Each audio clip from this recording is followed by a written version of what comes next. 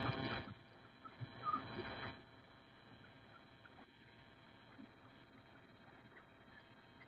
afternoon, everyone. We are here to present our topic, which is gender and climate change, ensuring resilience and sustainability.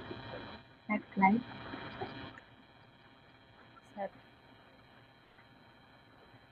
So when we say climate change, it affects all people, but its impacts are not equally distributed due to social, economic, and cultural factors.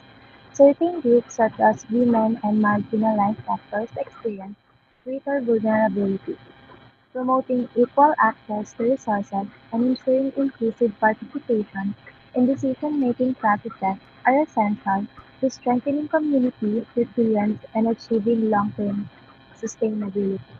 Next slide.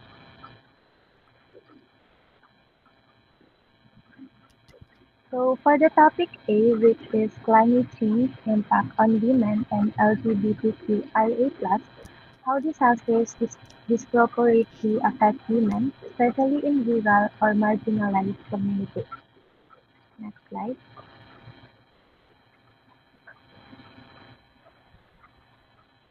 So here are the key points, terminologies, and ideas in subtopic A. The first one is intersectionality. It means how different parts of a person's identity, like gender, race, class, or sexuality, overlap and create unique experiences of discrimination or disadvantage. The second one is vulnerability and resilience. It means being at a high risk or harm, while resilience means the ability to cope with and recover from challenges or disasters. Next one is social exclusion. It means being left out or denied equal access to resources, opportunities, or services such as shelters, healthcare, or education.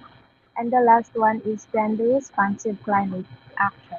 It means creating climate policies and programs that consider and address the different needs, roles, and challenges of women, men, and LGBTQIA+ communities to ensure fairness and resilience for all. Next slide.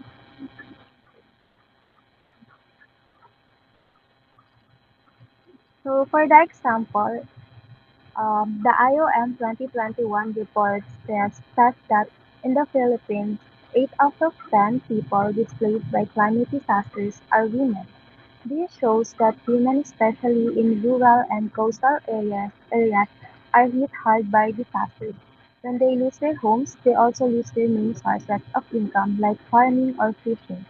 On the top of that, they often have the care for children, the sick or the elderly, which adds more stress.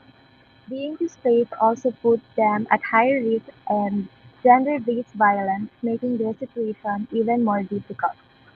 The second example is from the article of Earth.org 2023 shows that LGBTQIA+ people often suffer more during climate disasters, not only for the disasters itself, but also from unfair treatment. Like for example, some are excluded from shelters, discriminated against by relief workers, or denied proper medical care. They are also often left out of emergency planning. This means disaster makes life even harder for them because they face both the physical dangers of climate change and the social challenges of inequality. And the last example is from the UN Spotlight Initiative 2025. They found out that when disasters or extreme weather happen, they create more stress in families and communities. These threats often lead to higher cases of violence against women and men, especially intimate partner violence or IPV. Problems like rising heat, people being forced to leave their homes, and lack of food make the situation worse. The report even shows that every 1 degree Celsius rise in global temperature is linked to more incidents of IPV. Next reporter, please.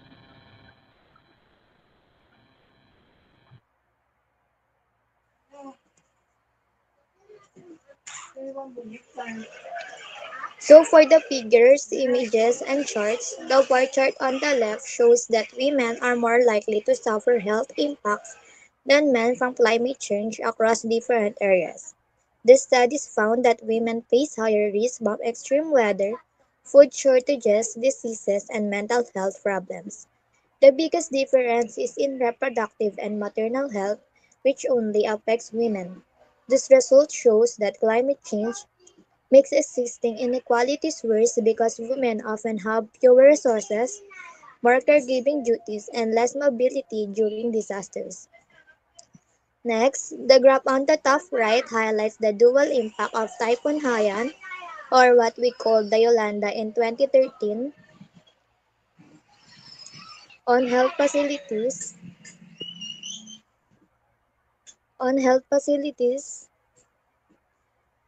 and maternal needs in the Philippines. The figure shows that 50 to 90% of health facilities were damaged across affected provinces, leaving communities without access to critical medical services.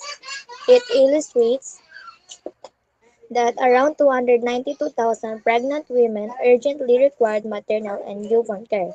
The data reveals a severe gap between available services and women's health needs. This emphasizes how disaster creates gender-specific health crises, showing the urgent importance of integrating maternal care into disaster response systems. And the last, this figure on the right bottom shows which parts of women's health are most risk during climate disasters. Maternal health is one of the most affected, while problems like adolescent pregnancy and child marriage also increase as climate change disrupts families, food, and healthcare. Gender-based violence also becomes more common, showing that disasters harm not just physical health but also safety and rights. Overall, climate change impacts women's health in many ways. This means disaster responses must go beyond medical care and also include social support, legal protection, and safety measures for women. Next reporter. So, good day everyone. My topic is the gendered impacts of climate change, focusing on women in rural, coastal, and disaster-prone areas. So, as mentioned earlier by Micaela, climate change affects everyone, but not equally, because women are more vulnerable because their livelihoods often depend on farming, fishing, small businesses that mainly rely on natural resources.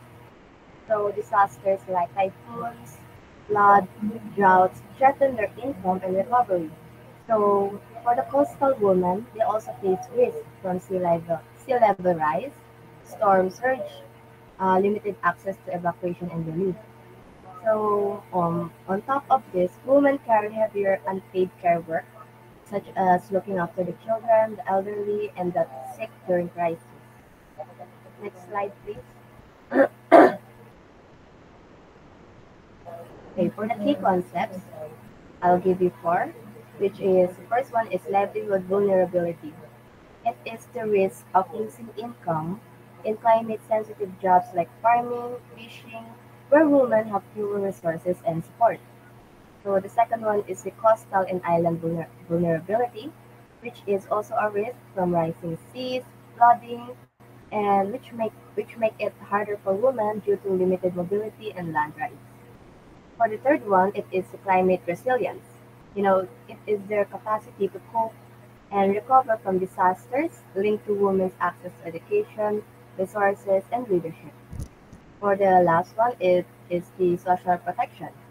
So programs like aid, insurance, and welfare, it is a gender-responsive approach that ensures women in rural and coastal areas get equal access. But let's see if they've been given an equal access in different area in the Philippines. So next slide, please. Now let me share some real-world examples of the gendered impacts of climate change. First one in the Philippines.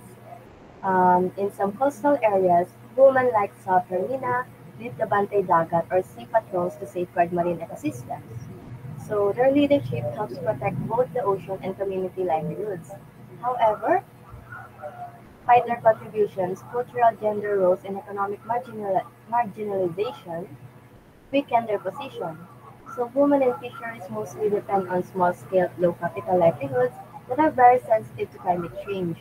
So their ability to adapt is also limited because they often lack the rights, access to credit, and participation in decision making. Since only men has the right to decide on what actions to take and ignore the opinions of the women. So for the second example, women in storm watersheds in Tasman, Philippines. So in this community, women face high vulnerability since they are mainly responsible for water collection, food provision, and family care. So when floods, droughts, or soil degradation occur, these roles become even harder.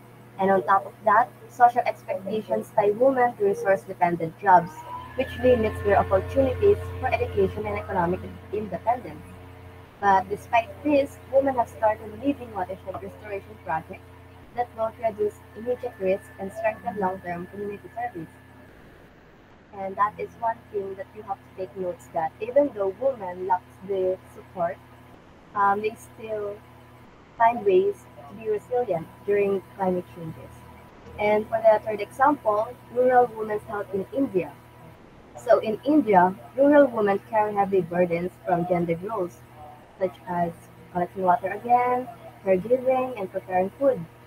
So climate change makes this task even more difficult due to water scarcity, extreme heat, and food shortages.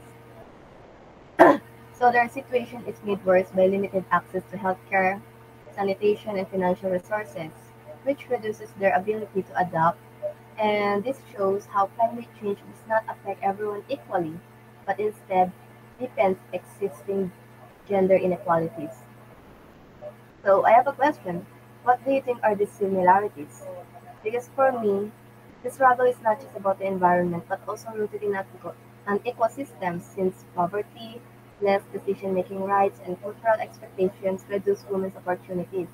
But despite all of this, a woman can still stand on their own with lack of support. And that's all. Thank you. Next reporter, please.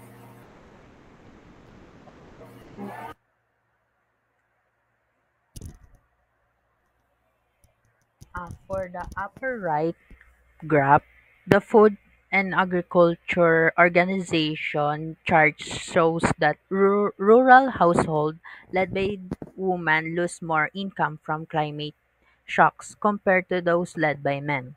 On average, women-headed households lose about 8% more income during heat waves and 3% more during floods.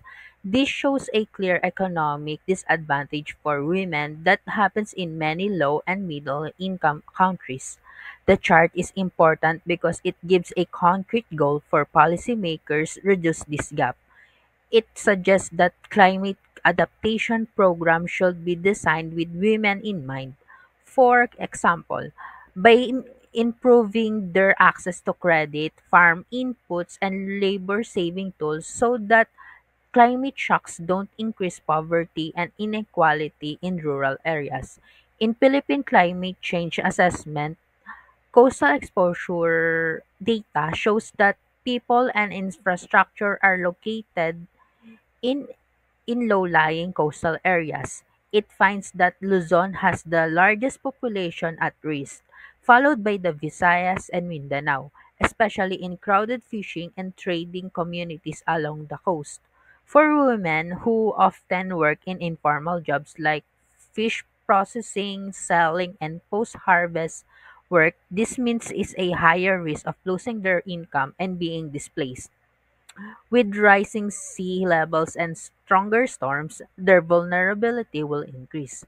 To reduce this risk, investments are needed in secure land rights, coastal protection, and alternative livelihoods in these high-risk coastal areas. And the lastly graph is the Intergovernmental Panel on Climate Change Thematic Hazard to Exposure to Vulnerability and to Impacts. This shows that climate risks turn into disaster when people are exposed and socially vulnerable. Gender plays an important role on this. It affects exposure. For example, women's roles at home or limits on their mobility. And second is sensitivity. like health needs and caregiving responsibilities. Lastly, adaptive capacity, such as whether women own land, have access to money, or can use services. This views is very important in disaster prone areas. It reminds us that disaster planning should not only focus on technical solutions like flood barriers or early warning systems, but also on social issues. These include land rights, social protection, preventing gender based violence, and ensuring women are part of decision making. That's why it's important to collect data by sex and design disaster risk reduction, or simply as DRR plans that consider gender. Doing this help reduce risk in long term. Next reporter, please. Next slide. Thank you, Jun Gabriel. So good day, everyone. I'm Dela Santos. I'll be presenting the glossary of terms for subtopic B. So these are not just technical terms, but ideas that explain how climate change directly affects people's lives, lalo na yung mga vulnerable communities at kababaihan. So first is about the adaptive capacity. So the ability of people or communities to adjust and recover from climate risk. So example dito is yung farmers changing planting methods, so after drought. So next is about the climate resilience. So the strength to prepare, cope, and bounce back after disasters, like families rebuilding homes after a typhoon. So coastal and island vulnerability. So risk faced by seaside communities such as flooding and storm surges. In the Philippines, many fishing villages are exposed every year. So community-based adaptation or CBA. So local solution led by communities like Women in Sasmuan, restoring watersheds. So next is about the economic inequalities. So gaps in incomes and resources dahil dito women have fewer options to adapt during disasters. And next is ecosystem services. Benefits from nature like clean water and fish. Kapag nasira ang ecosystem, people lose these essentials. So empowerment, giving people, especially women, the voice and power to decide and act. So example, women leading Bantay Dagat patrols. So next is the gender division of labor. Traditional divisions of work where women often handle household and care work on top of livelihoods. And next is livelihood vulnerability. This risk of losing income when jobs depend on climate sensitive work like farming or fishing. So lastly is unpaid care work. Tasks like cooking or child care that women usually do without pay, which become heavier during disaster. So climate change is not just an environmental issue. It is also a social and gender issue. So kaya as a student and future leaders, let's support resilience that empowers communities, lalo ng mga kababaihan to have equal voice, access, and opportunities in building a sustainable future. So here's our reference and subtopic B. So next slide, please. So before we end our discussion, we have some question. So in what way does a climate change worsen social inequalities for women and LGBTQIA plus communities? So climate change makes existing inequalities worse. Women and LGBTQIA plus groups often have less access to resources, jobs, and decision making. So this is disasters affect them more. So, how can gender responsive climate action improve resilience and fair recovery in disaster prone areas? So, by including the needs of voices of women and marginalized group in planning, recovery becomes more equal. So, gender responsive action ensures fair access to aid, jobs, and protection. So, what roles do rural women play in adapting to climate related challenges, and what barriers limit their capacity? So, rural women help through farming, caregiving, and managing water and food, but their capacity is limited by lack of land and rights. So, limited access to credit and heavy unpaid care work. So, that's all. Um, thank you.